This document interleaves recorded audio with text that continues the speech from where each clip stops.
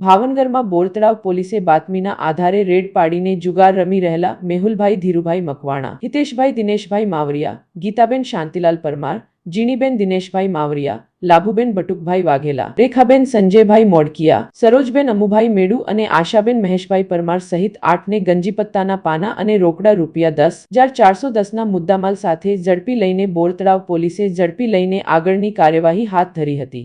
અત્રે ઉલ્લેખનીય છે કે 6 મહિલાઓ સવારે હાજર થઈ હતી।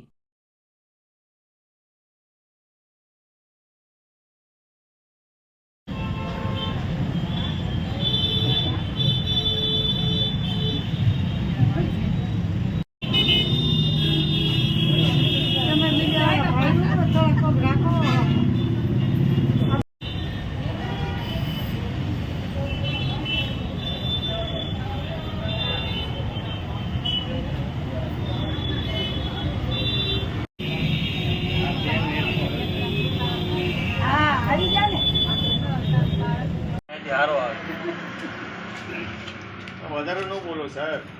હું ડાયરેક્ટ બોલ્યો છું બરાબર।